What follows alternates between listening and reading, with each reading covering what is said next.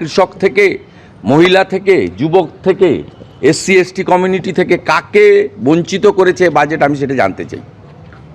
সামগ্রিকভাবে ক্যান্সারের ওষুধ 36টা ওষুধকে তার দাম কমিয়ে দিয়ে সমস্ত জেলাতে ক্যান্সার চিকিৎসা চালু করার মতো ঐতিহাসিক সিদ্ধান্ত।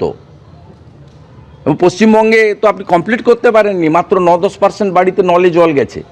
28 পর্যন্ত জল জীবন মিশনের স্কিমকে কন্টিনিউ করে দিয়েছে, যাতে প্রত্যেকটা বাড়িতে হার ঘর নল সে জল, নলে যাতে জল যায়।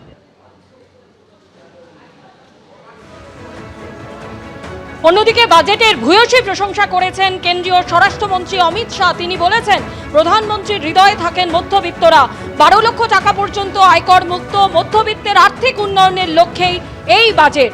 উপকৃত সবাইকে শুভেচ্ছা জানিয়েছেন কেন্দ্রীয় স্বরাষ্ট্রমন্ত্রী।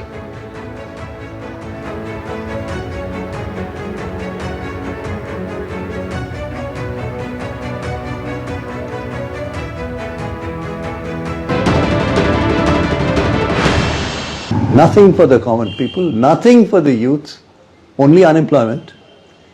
Nothing for women of any significance, only words. Nothing for the farmers excepting some homilies.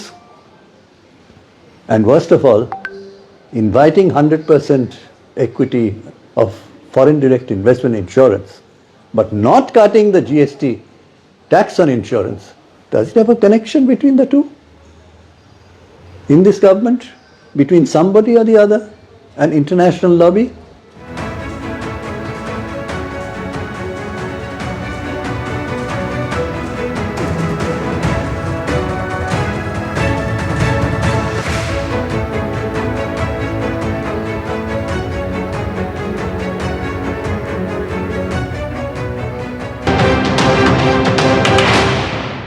বাজেটের মধ্যে একটাই হঠাৎ করে ফোকাস যে ইনকাম ট্যাক্স 12 লক্ষ টাকা পর্যন্ত দিতে হবে। শুধু এই একটা অংশেই কি ভারতবর্ষের সমস্ত সমস্যার সমাধান সম্ভব? ভারতবর্ষে ইনকাম ট্যাক্স দেয় মাত্র 2% মানুষ।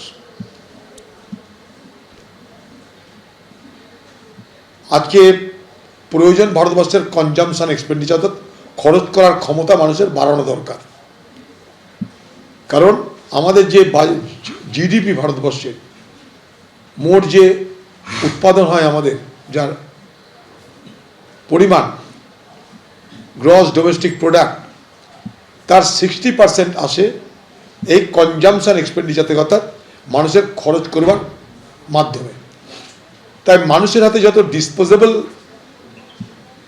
কনজামশন পাওয়ার থাকবে, অর্থাৎ আমার হাতে যত টাকা থাকবে খরচ করার মতো, তত বাজারে আমি চাহিদা তৈরি